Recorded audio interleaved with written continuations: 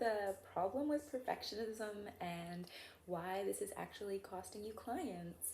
So, if you're anything like I was in the past, you hold yourself to a really high standard. I thought that things needed to be perfect.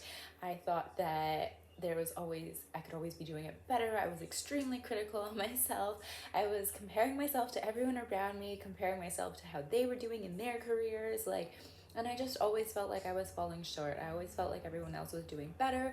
And I kind of had this feeling like where I was like, well, if everyone is doing so much better than me, like why do this? Even though like on some level, like I knew I was good at what I was doing, but I was just so hard on myself and so critical and always like was like, this could be better. If you were just better, then you would be having more opportunities.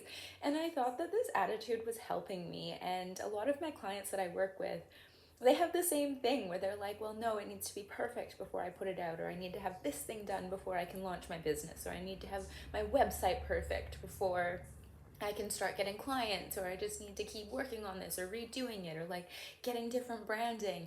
And they think they're doing the right thing because they're like, well, I just need it to be perfect before I put it out there.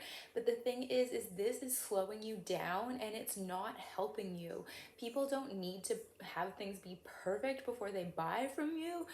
Um, like they need it to they need to understand how it's relevant to them. They need to know that you can solve their problem. They need to know that they can trust you. Do they need your website to be perfect? Absolutely not. Like sometimes people even don't get to your website before they buy from you, or like whatever it is you're telling yourself that needs to be perfect before you can really put this out there. That procrastination is just allowing you to avoid another feeling. So basically, we don't procrastinate because we don't actually have enough time to do everything. Like it's not a time management problem. It's about like the feelings that we're trying to avoid. So when we keep procrastinating and telling ourselves like, "Oh, I just need this to be perfect before that I put it out," you're really just trying to avoid the feeling of feeling uncomfortable, that like you have to put something out there, you have to be vulnerable, like someone might judge you, what are your friends and family gonna think, like all the things. And you're so afraid to get it wrong that it's like you end up not taking any action at all and just fully missing any opportunities that were there for you.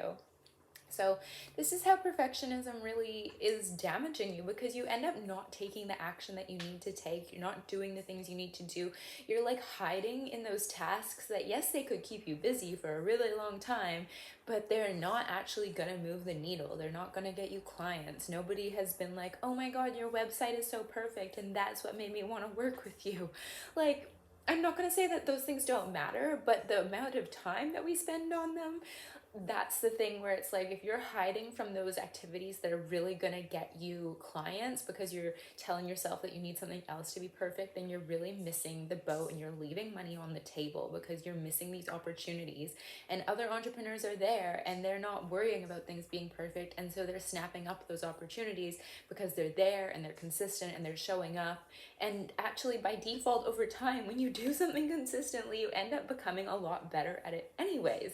So if you're willing to like do the shitty first draft, or like do the like version of it that is not perfect, but you like are confident enough in yourself to put it out there because you're like, look, it's good enough for now, and when I can do better, I'll do better the next time. But I'm going to focus more on like the revenue generating activities in my business, and that does not include redoing your brand colors or like redoing your fonts or getting the perfect YouTube banner. Like, I'm not going to say those things don't matter, but like the thing that matters most is how much you can help people, and you're in the business of solving problems. So people just want to know that you can solve their problem, and they don't really care if your brand colors are perfect.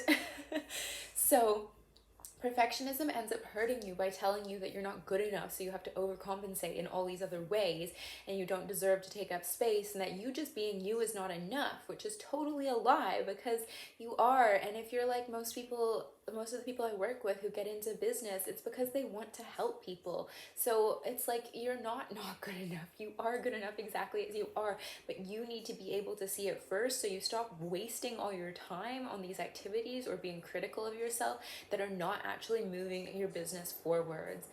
So while you might not be able to feel like you can release your perfectionism overnight, nothing happens overnight for the most part. It's like the daily consistent actions that you take that really get you to where you want to go. It's not the one thing that you do or don't do in a day. It's like if you want to have a new body, you go to the gym every day and you eat a certain way every day, and you do that for a period of time. And the same thing is true for when you're building your business. It's not what you do in one single moment. It's what you're willing to do consistently over time, and how you're willing to show up over time. And that's really the thing that is going to get you the results that you want. So when you it like to get these changes to happen, people usually they focus on behavior. They're like, okay, well, I just need to do this and I need to do this, but it's like, okay, but who are you being? And so when you're thinking about who you're being, you have to get into like the values of that person who you want to be, because goals are one thing, but goals don't they motivate you to a certain extent, but your goals are actually going to be motivated by your values. Like the reason you set a goal is because you value something, so that's why you're doing the goal. So when you want to really create a change, instead of like changing your behavior and trying to be like, okay, well, I will just do things that feel uncomfortable to me, like that's not really, not that that's not a good thing to do, but when you really want to create an actual permanent lasting change in yourself, you need to change your values. So instead of having the value of like self-protection and trying to like keep yourself safe as a priority, you need to shift your values to valuing like growth, valuing progress, valuing consistency. Like there's this motto, and I'm sure you guys are so tired of me saying it, but it's like fail fast and fail forward and fail often. And this is so important because they actually have done studies, and the moments that you quote unquote fail, I don't really believe in failure, I just think you have feedback, but the times that you get it wrong, your brain is actually rewiring itself, and it feels uncomfortable, but you're rewiring your brain to be better at what you're doing. So when you get it wrong, it's actually a really great learning opportunity for you to like change your brain into being better at that thing. And that same opportunity doesn't necessarily come when you're already like doing something you're comfortable with.